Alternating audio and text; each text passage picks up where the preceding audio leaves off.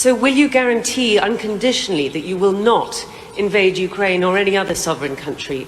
Or does that depend on how negotiations go? And another question, what is it, do you think, that the West does not understand about Russia or about your intentions? Thank you.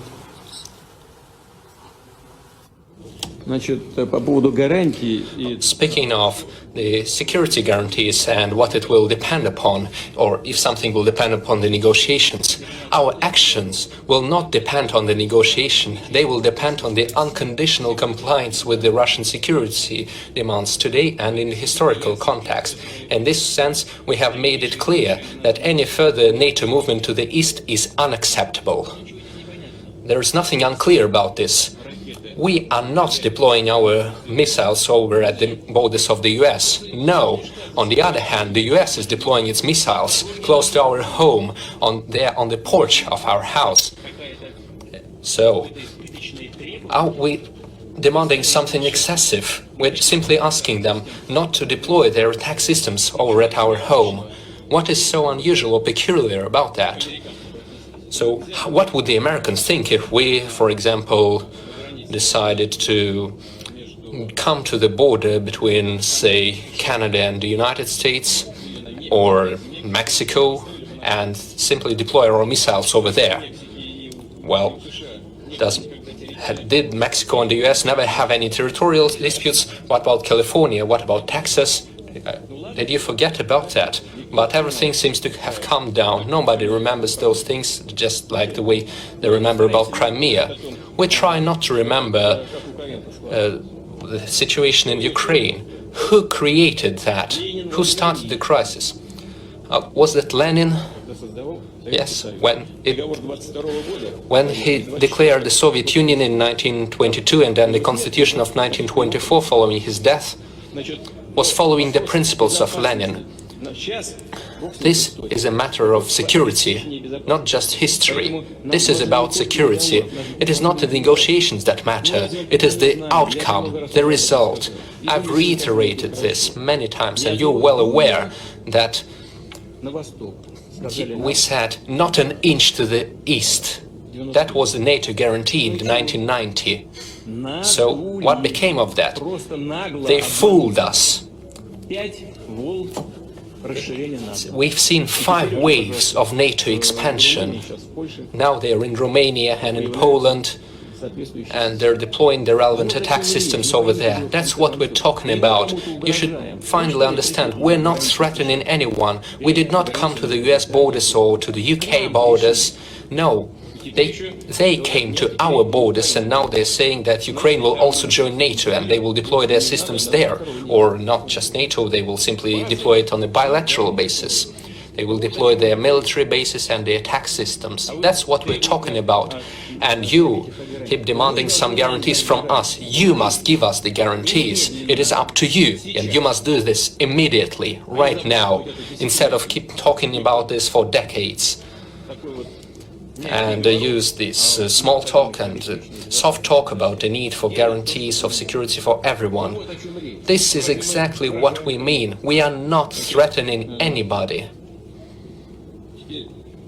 And now to the second part of your question. Could you repeat that, please?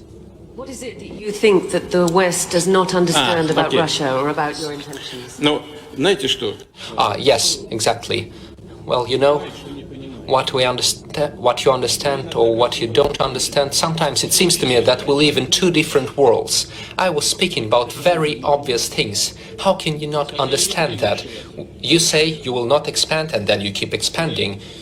You say we will have equal guarantees for everyone on the number of international agreements, and then we see there is no equality or no equal security. See, here's the thing. Back in 1918, one of the assistants of Woodrow Wilson, the US president, said that the whole world would feel calmer and safer if today's enormous Russia would be replaced with the states of Siberia and 4 more states in the European part of Russia. That was said in 1918, and in 1991 we separated into 12 separate parts. It seems to me that our partners were not satisfied with that. They think that Russia is a tad too large. Even the European countries have turned themselves into a union of states.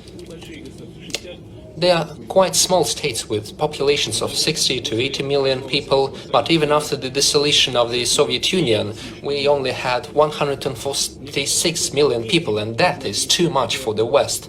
I think that is the only explanation for their constant pressure against us. Back in the 1990s, the Soviet Union did everything it could to build normal relations with the West, with the United States. I will keep saying this, and I will repeat for your viewers and listeners out there from the media that you represent. I didn't quite get that, but that doesn't matter.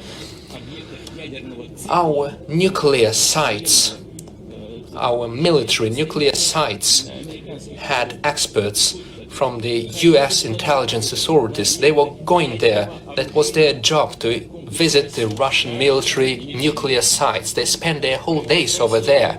And the Russian government had advisors from the CIA working inside of it. What else did you need? Why did you have to support the terrorists in Northern Caucasus and use the terrorist organizations to reach your goals and break down the Russian Federation? This was exactly what you were doing, and as a former director of the FSB, I know that. We were working with the double agents, and they were reporting to us on the tasks of the Western intelligence agencies. Why did you have to do that? You should have done something different, perhaps treat Russia as a possible ally and strengthen trust. But no, instead you tried to keep breaking us up. And then you started the NATO expansion to the east. We were saying, don't do that, you had promised you wouldn't. And they say, where is it put in written form? Nowhere. Well, then F off, and we don't care about your concerns. And every time we kept responding and trying to make obstacles, we were expressing our concerns about that. But they say no. So you can do whatever you want about your concerns. We will do whatever we need. 1, 2, 3, 4, 5. We witnessed 5 waves of NATO expansion. Why can't they understand? What is unclear? I believe everything is clear. We are thinking about our own security.